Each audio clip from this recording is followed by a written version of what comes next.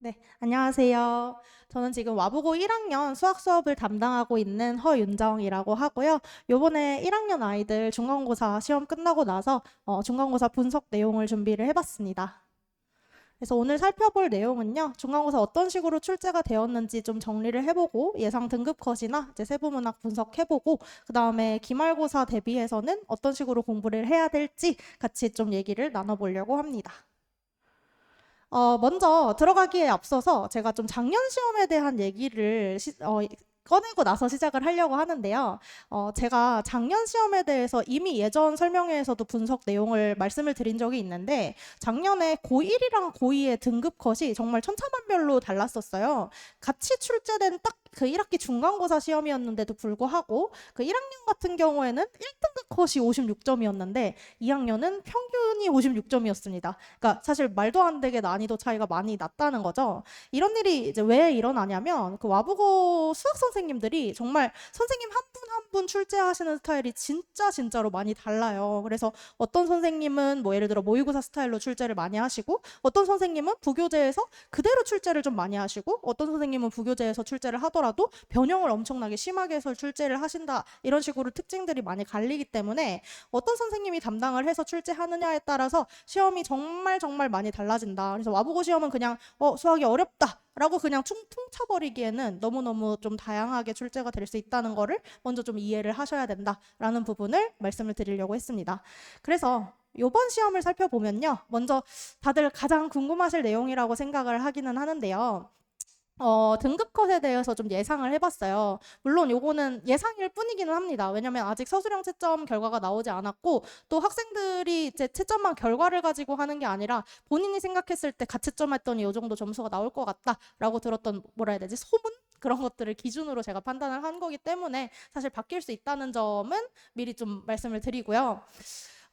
제가 이제 가채점 기준으로 추정을 할 때 이런 기준으로 추정을 한다라고 말씀을 드릴 수 있는 거는 제가 지금 1등급이 우리 5등급제 기준으로 전체에서 10%잖아요. 그럼 10%라고 하면 한 반에서 주로 한 3등까지가 1등급이 된다고 보시면 될 것 같아요.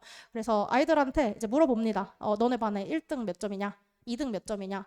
3등 몇 점이냐 하면 애들이 그러니까 10등이 몇 점인지는 다 모르지만 한 1등, 2등 하는 친구들 점수는 대충 다 알고 있거든요. 그래서 그런 식으로 조사를 한 다음에 그럼 한 1등에서 그 2등이나 3등 정도 하는 친구들 점수대에서 1등급 컷이 나온다고 생각을 하고 또 보통 1등급 컷, 2등급 컷, 3등급 컷이 작년에 쭉 봤을 때 한 10점 정도씩 차이가 나더라고요. 그래서 그렇게 생각을 하고 제가 추정한 결과라고 보시면 될 것 같아요. 이제 조사를 해보니까 대부분 한 반에서 좀 제일 잘한다 하는 친구들이 뭐 60점대 후반에서 70점 정도 아주 잘하는 친구들이 물론 뭐 70점대 후반 80점대도 있는 것으로 듣기는 했으나 그 친구들은 아마 뭐 전교 1등이나 2등 이렇게 아주 전교권일 거라고 생각을 하고요.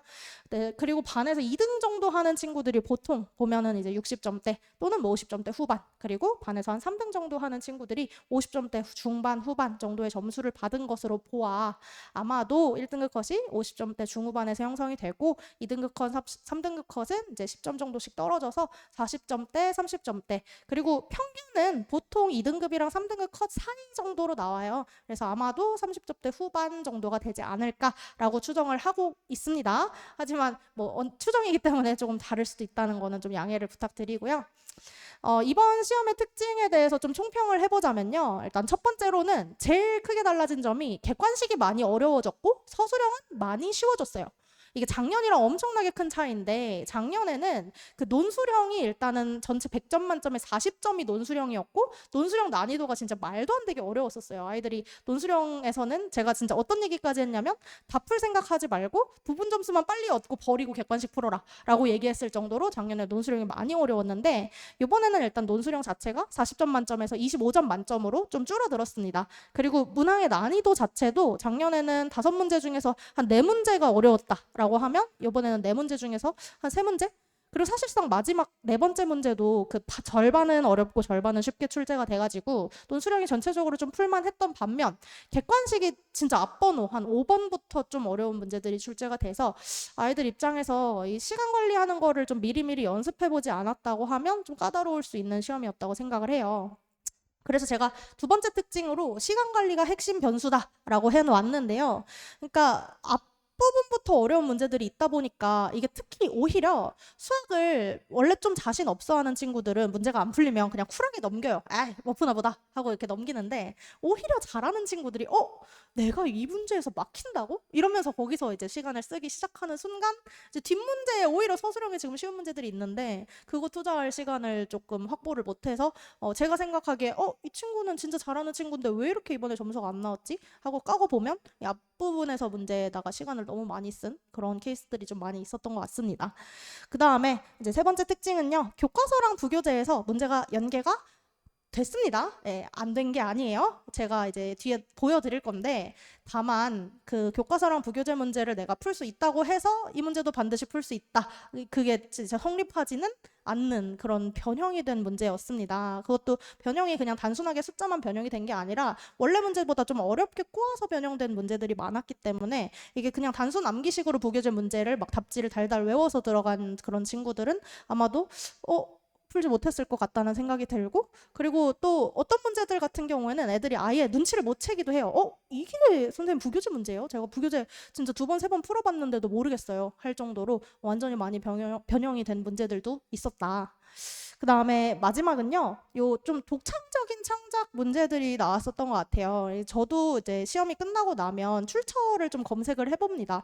이 문제가 부교재나 교과서에 나온 게 아니라 외부 문항인 경우에는 어떤 문제집에서 좀 비슷한 문제가 있었을까를 찾아봤을 때 찾을 수 없는 형태의 문제들이 있어요. 그러면 물론 뭐 제가 세상에 있는 모든 문제집을 다 볼 수는 없기 때문에 제가 못 찾았을 수도 있지만 제가 생각하기에는 좀 많은 문제들을 지금 1학년 선생님들이 또 굉장히 열정적이시기 때문에 창작해서 내신 문제들이 많은 것 같고 그 원래 풀 수 있는 좀 기본적인 문제집들의 많은 그런 유형들을 조금씩 약간 비틀어서 변형을 해놓으셨는데 이게 사실은 그래서 원래 좀 수학을 잘하고 좋아하고 스스로 좀 고민해서 푸는 것을 많이 연습해 본 친구들 입장에서는 원래 하고 출제됐던 게 하고 출제됐으니까 이걸 이렇게 생각할 수 있겠다 하고 스스로 좀 고민하면 금방 풀 수 있는 문제인데 그게 아니라 이렇게 생긴 문제는 이렇게 저렇게 생긴 문제는 이렇게 푸는 거를 진짜 암기식으로 공부했던 친구들 입장에서는 좀 기본적인 문제들부터 너무너무 어렵다는 생각이 들었을 것 같다.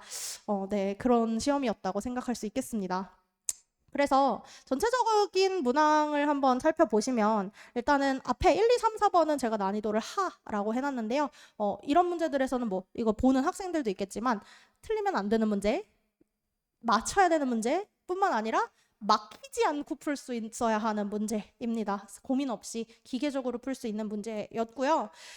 사실 그런 문제들이 조금 더 많았으면 이거보다 당연히 평균이 높았겠지만 5번부터 바로바로 어려운 문제들이 바로 시작이 되는데요. 사실 5번은 제가 원래는 중이나 중상 정도 난이도로 분류를 하려고 했으나 이게 들어보니까 오히려 뒤에 6, 7, 8, 9번, 10번 이런 문제보다 5번 문제를 틀린 학생들이 많았어요. 제가 뒤에서 좀 세부적으로 말씀을 드릴 거지만 약간 그 놓칠 만한 실수할 만한 요소가 있어서 1등급을 받은 학생들도 뭐 객관식 2개 틀렸다는데 5번이랑 뭐 14번 틀렸어요. 뭐 이런 식으로 얘기를 하는 친구들이 있어서 그래서 5번을 상으로 분류했고요. 나머지는 뭐 이렇게 분포가 되어 있는데 보시면 상대적으로 객관식에서 난이도가 점점 올라가다가 논술형에서 난이도가 훅 떨어지는 거 보이시죠? 그래서 논술형 문제들을 반드시 풀어야 하는 그런 시험이었습니다. 그리고 부교재 연계 문항들도 없지 않았다, 있었다 그 정도 말씀드릴 수 있을 것 같고요. 넘어가서 이제 문제들 하나하나 좀 살펴보려고 하는데요.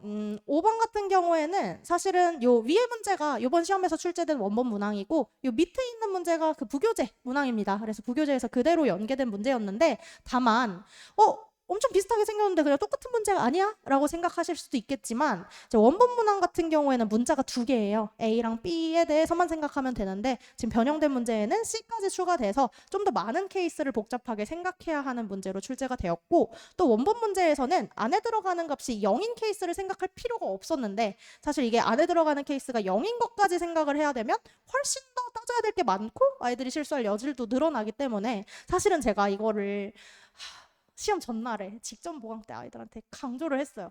이거 0 되는 거 놓치지 마라. 생각보다 출제 포인트로 나온다라고 했는데 그 부분을 이제 잘 듣고 물론 정답을 고른 학생들도 많지만 뭐 까먹고 생각 안 했던 친구들은 아무래도 틀렸겠죠. 그래서 약간 뭐 아쉬운 부분도 있는 그런 문제였고요. 그다음에 6번 같은 경우에는 그 부교재에 요것도 그 나머지 정리 마지막에 그 1% 어쩌고 하고 좀 어려운 문제가 한 문제씩 나와 있는 그 문제들이 있어요. 거기서 거의 그대로 변형이 된 문제라고 저는 생각을 하는데 학생들은 이게 그대로 변형됐다는 것을 모르더라고요. 왜 모르냐? 표현이 살짝 바뀌었어요. 진짜 살짝 바뀌었거든요. 얘는 지금 저 x 2026제곱 마이너스 1을 어쩌고 저쩌고로 나눈 나머지를 구하라는 형태의 문제가 원래 부교재에 있었던 문제였는데 그거를 문제에서 직접적으로 나머지를 구해라가 아니라 그냥 항등식을 저렇게 주고 A, B, C, D를 정해라라고 하니까 애들이 이게 똑같은 문제라는 생각을 못 하는 거예요.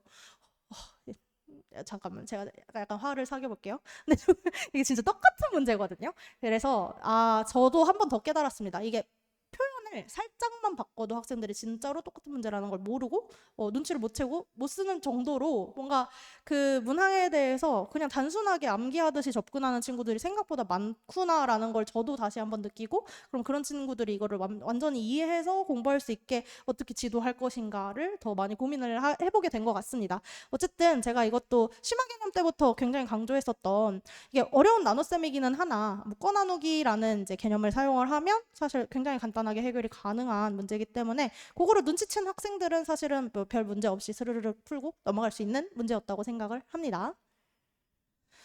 그 다음에 9번 문제는 사실 뭐 부교재 연계 문항은 아닌데 제가 좀 반가워서 넣었어요. 제가 수업 때 사실은 그 개념서나 문제집이나 뭐 교과서에 있는 개념들도 물론 굉장히 자세하게 가르쳐 주지만 그거를 좀 넘어서서 문제를 풀기 위해서 필요한 뭐 심화 개념들이나 소위 말해서 뭐 실전 개념들 이런 것들을 좀 자세하게 풀어서 설명을 하는 편인데 그거를 뭐 그대로 거의 적용할 수 있는 문제가 출제가 돼서 저는 좀 반가웠고 또 학생들도 이제 시험 끝나고 저한테 전화 와서 뭐 자기 몇 점이다 뭐 개망했다 자기 잘 본 것 같다 뭐 이런 것들을 이제 후기로 말을 해주는데 선생님 말했던 근해합보존 그거 평행한 거 그대로 출제가 됐다 해가지고 제가 좀 반가웠던 문제였습니다. 그래서 우리 학생들 잘 맞췄을 거라고 저는 믿고 있고요. 그 다음에 11번도 제가 수업 때 많이 강조했었던 내용이라서 또 가지고 왔는데 이 2차 함수 최대 최소 문제에서 2차 함수 최대 최소는 범위가 있을 때에 대해서 물어보는 경우가 많고 이 범위나 축이 고정돼 있는 형태의 문제는 기본 문제지만 범위가 왔다 갔다 움직이거나 또는 축이 고정돼 있지 않고 왔다 갔다 움직이는 형태의 문제들에서는 범위에 따른 그 최대 최소의 위치가 변한다는 거를 잘 관찰을 해서 풀어야 된다는 내용을 많이 강조를 했었고 그 개념을 잘 이해한 친구들은 그대로 적용해서 풀 수 있는 문제가 출제가 됐다고 생각을 합니다. 그 다음에 12번 같은 경우에는 마찬가지로 부교재에 있었던 문제인데 조금 더 어렵게 변형이 된 케이스예요. 그래서 이게 지금 나머지고 시계 나눗셈처럼 보이지만 수의 나눗셈이기 때문에 우리가 배수가 된다는 개념을 이용해서 풀어야 되는데 이게 원본 문항은 그 2차식으로 나눈 나머지 그 2차식으로 나눈다고 했을 때 그 1차로 하나는 나눠지고 하나는 안 나눠져서 하나 케이스만 고려를 하면 되는데 이게 변형이 되면서 1차 두 개 다 안 나눠지는 문제로 출제가 됐어요. 그래서 두 번 풀어야 되는 문제가 됐기 때문에 원래 문제보다 좀 까다로웠습니다. 그래서 이것도 그냥 원래 문제를 외우듯이 풀었던 학생들한테는 못 푸는 문제였고 근데 왜 그렇게 풀어야 되는지 이해하고 푸는 친구들한테는 그냥 바로 똑같이 적용해서 풀면 되는 문제였다고 생각을 합니다. 그 다음에 이제 여기서부터 13, 14, 15, 5번 그리고 서술형 4번까지 요 네 문제가 아마도 1등급 친구들을 좀 변별하는 변별 문항이었다고 생각을 하는데요.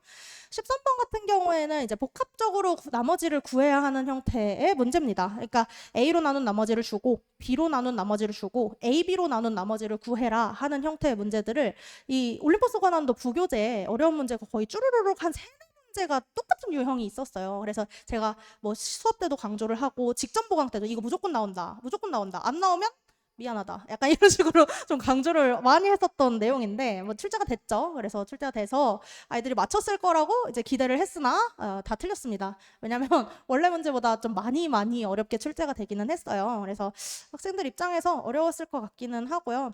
그래도 한번 꼭 다시 풀어봤으면 좋겠습니다. 이 내용은 아이들이 이해를 하고 있는 게 좀 중요한 문제이기 때문에 저도 수업 시간에 한 번 더 아이들한테 설명을 해줄 예정이고요.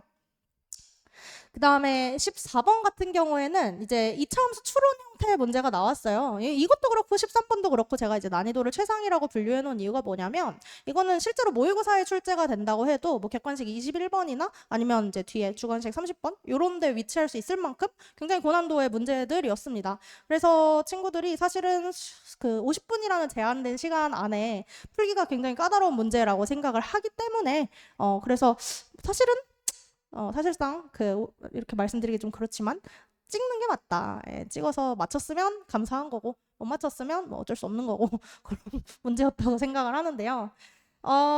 그래서 제가 여기도 써놨지만 현실적으로 이미 안정적으로 1등급대가 나오는 친구들 같은 경우에는 이제 객관식 1번부터 12번까지 다 맞춰놓고 그다음에 논술형도 1번부터 그 4-2번까지 다 맞춰놓고 남는 시간에 이제 13, 14, 15 그리고 서술형 4-3번 중에서 저 같으면 선택을 했을 것 같아요. 나 이 중에서 하나만 딱 남는 시간 동안 뚫는다라고 생각을 하면 저는 현실적으로 14번은 아니라고 생각합니다. 14번 말고 13번이나 15번 정도 중에서 뚫어냈을 것 같아요. 14번이 좀 제일 어려운 문제였다고 생각을 하고요.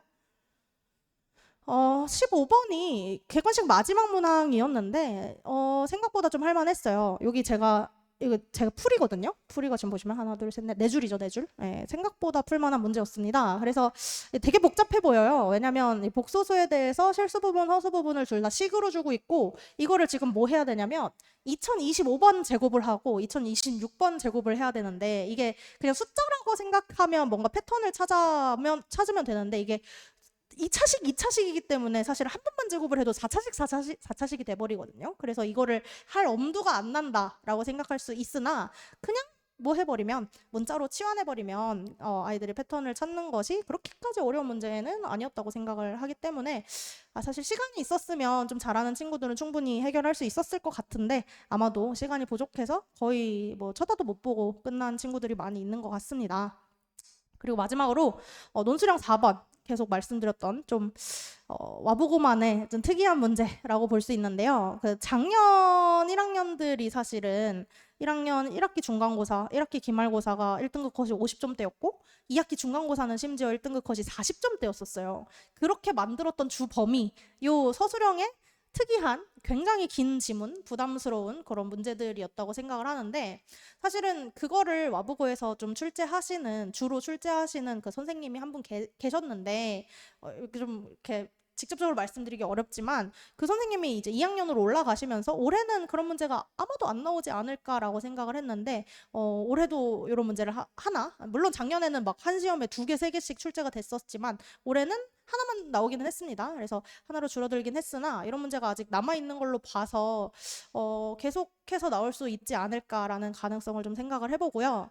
근데 이제 좀 잘 살펴봐야 될 점은 이게 지문이 엄청 길기 때문에 사실상 그 제한된 시간 안에 이 지문을 읽는 것 자체가 아이들한테 시간적으로 너무너무 부담이에요. 그래서 이건 버리는 문제가 맞거든요. 근데 버릴 때 신중하게 버려야 되는 게 지금 이게 총 10점짜리 배점의 문제인데 보시면 4-1, 4-2, 4-3 하고 이 소문항들로 나눠져 있어요. 그러면 4-1, 4-2번은 잘 보면 지문을 안 읽어도 풀리는 문제입니다. 그냥 뭐냐면 기본 개념에 대해서 물어보고 있는 문제예요. 나머지 정리가 무엇인지 fx를 x-알파로 나눈 나머지는 하고 가에 빈칸을 채우는데 가가 뭐죠? 친구들은 다 알지. F 알파잖아. 이런 걸 물어보는 문제였던 거예요. 그러니까 이거를 놓친 학생들 입장에서는 진짜 너무너무 억울한 거지. 진짜 그냥 기본 개념인데. 그래서 친구들한테 한 번 더 꼭 얘기를 하고 싶은 게 제가 직보 때도 진짜 많이 강조를 했었던 내용인데 요 논술형에서 버려야 할 문제를 버리되 받을 수 있는 그 부분 점수를 챙길 수 있는 이런 뭔가 뭐라 해야지? 개꿀 문제들이 반드시 있기 때문에 그것들을 꼭 놓치지 말아야 된다는 얘기를 한 번 더 강조를 해야 할 것 같습니다. 그래서 요것들을 바탕으로 우린 이제 사실 기말고사 준비를 해야 되잖아요. 이게 중간고사 한번 잘 봤다고 끝도 아니고 중간고사 한번 못 봤다고 끝도 아니거든요. 그래서 기말고사는 어떻게 공부할 것인가를 생각했을 때 첫 번째로는 뭐 당연히 개념을 정확하게 공부를 하는 건데 이건 제가 수업 시간에도 학생들한테 항상 강조하는 내용이에요. 이게 와보고에 와서 어쨌든 공부를 할 정도의 조금 성실함 그리고 공부에 대한 의지가 있는 친구들이라면 그 개념을 모르는 학생은 사실상 없어요. 그러니까 여기서 개념이라는 게 그냥 그 공식 같은 거예요. 예를 들어 곱셈 공식을 못 외우고 있는 학생이 와보고 없겠죠. 있으면 반성하세요. 근데 없을 거라고 생각을 합니다. 그런데 문제는 그냥 곱셈 공식 10개를 냅다 찌르륵 외웠다고 해서 우리가 그거를 변형해서 적용해야 하는 형태의 고난도 문제들이 풀리지 않아요. 그러면 우리가 정확하게 개념을 안다는 거는 그거를 어떻게 적용해야 하는지까지 아는 게 사실은 진짜 개념을 정확하게 아는 거라고 생각을 하는데, 그렇게 좀 깊게 깊게 공부하는 것들을 아이들이, 그러니까 그냥 표면적인 공식을 외우는 게 아니라 그런 공식이 왜 나왔고 내가 그거를 문제는 어떤 식으로 적용해야 되고까지 좀 스스로 말로 설명할 수 있을 만큼 이해를 하는 것이 중요하다. 이게 일단 첫 번째고요. 그 다음에 두 번째는 아까도 말씀드렸듯이 그 어떤 문제를 풀 때 이 문제는 이렇게 푼다, 저 문제는 저렇게 푼다 하고 처음에는 사실 유형학습, 암기식으로 가는 것 자체가 처음 공부할 때는 어느 정도 도움이 되기는 해요. 왜냐면 머릿속에 사실은 유형이 정리가 되어 있기는 해야 됩니다. 어떤 단원에서 어떤 유형들이 어떻게 출제가 되는지, 그리고 어떤 유형을 풀 때는 어떻게 적용을 해야 되는지를 아는 게 정리될 필요도 있으나 사실 거기서 이제 더 나아가야 된다는 거죠. 와보 시험이 유형이 그 흔한 유형 그대로 출제가 되는 게 아니라 거기서 지금 비틀어서 너가 생각을 해서 이게 왜 그렇게 되는지 적용해봐 라는 형태로 묻는 문제들이 출제가 되기 때문에 조금 더 나아가서 공부를 할 필요가 반드시 있다. 그리고 세 번째로는 시간 관리 연습하기. 이거는 뭐 몇 번을 강조해도 사실은 부족한 것 같습니다. 저한테도 굉장히 어려웠어요. 저도 이제 와보고를 졸업한 학생으로서 학교 다닐 때 생각나거든요. 1학년 때 진짜 막 그 서술형을 이렇게 쓰다가 손을 달달달달달달 어떻게 이렇게 손을 달달달달 하면서 이제 쓰고 있는데 50분 지나서 종이 딱 쳤는데 저는 그 문제의 답을 알았어요. 근데 이제 종이 치니까 쓸 수가 없죠. 그래서 그때 딱 선생님이 손 올려라 하고 이제 손을 올리면서 계속 그걸 쳐다봤죠. 아씨, 이거 답 인데 이것만 몰래 적으면 안 되나? 근데 안 되죠. 그래서 못 적었죠. 그래서 그렇게 답안지를 내고 이제 집에 가면서 이제 부모님이랑 통화하면서 막 엉엉 울었었던 기억이 나서 저도 학생들한테 진짜 깊이 공감을 하는데, 이거는 사실 연습하는 것밖에 방법이 없습니다. 모르면 뭐 잘 안 풀리는 문제들이 있을 때 좀 어디까지 생각하고 넘길 것인가에 대한 기준도 반드시 필요하고, 그리고 말씀드렸듯이 뒤에 있는 저런 개꿀 문제들을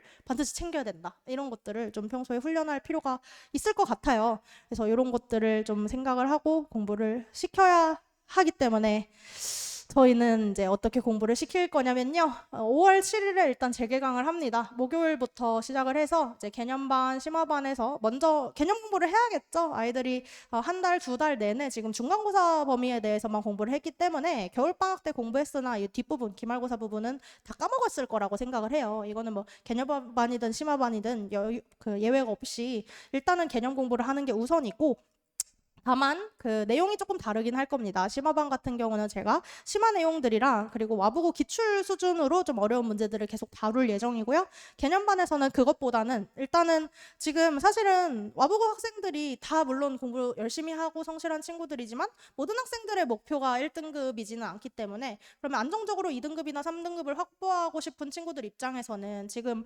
개념 고난도 어떤 문제를 푸는 것보다 사실은 개념을 진짜 제대로 이해하고 부교재에 있는 문제를 제대로 풀 수만 있어도 제가 생각했을 때 2등급은 나오는 등급이라고 생각한단 말이죠. 그래서 그런 것들을 확보하기 위해서 공부하는 게 이제 개념반의 목표가 될 거라고 보시면 될 것 같고요. 그 다음에 6월부터는 개념반, 심화반을 이제 통합해서 같이 진도를 나가게 되는데, 저희가 부교재에 있는 심화 문제들을 같이 풀고 그 다음에 변형 문제들이 숙제로 나가게 될 거고요. 또 유니버스라고 해서 제가 자체 제작한 실전 모의고사들이 나가게 될 겁니다. 이게 물론 당연히 중간고사 준비하면서도 제가 굉장히 퀄리티 있게 만들려고 노력을 했지만 이제 중간고사를 한번 봤잖아요. 그러면 이제 저도 알았죠. 아, 이번 1학년 선생님들은 이렇게 출제를 하시는구나를 훨씬 더 정확하게 알았기 때문에 기말고사 때는 또 요 실전 모의고사들이 훨씬 더 좋은 퀄리티로 나가게 될 거라고 생각을 하고요. 그리고 이제 시험 직전 보강까지 해서 그렇게 커리큘럼을 일단 준비가 되어 있습니다. 그리고 뭐 제 수업의 특징인데요. 이제 부끄러우니까 넘어갈게요. 넘어가고.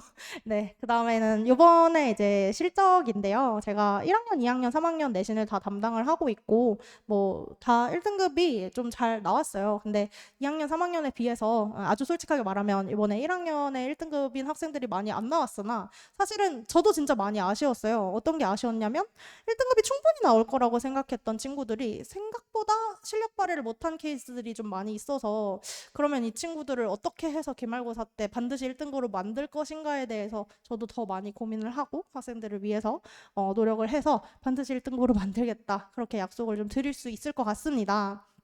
그래서 학생들에게도 이미 말을 했지만 중간고사는 절대로 끝이 아니라 이제 좀 새로운 시작이라고 생각을 해주셨으면 좋겠어요. 우리 이제 고1, 고2, 고3까지 쭉 되게 수많은 시험들을 앞두고 있는데 그중에 첫 번째 시험이었던 거잖아요. 그래서 잘 본 친구들도 사실 전혀 자만할 필요가 없고 못 본 친구들도 좀 과도하게 좌절을 하지 않았으면 좋겠고 작년에도 그냥 물론 굉장히 드문 케이스지만 한 친구 사례를 말씀을 드리자면 중간고사 때 이제 3등급 초반에 점수가 나왔으나 기말고사를 아주 잘 보고 수행평가까지 합산을 해서 또 1등급이 됐던 케이스가 있었던 만큼 그리고 이건 또 슬픈 얘기지만 중간고사 때 1등급이었는데 기말고사 때 3등급을 받아서 이제 망한 케이스도 물론 있었습니다. 그래서 결국은 드리고 싶은 말씀은 제가 진짜 솔직하거든요.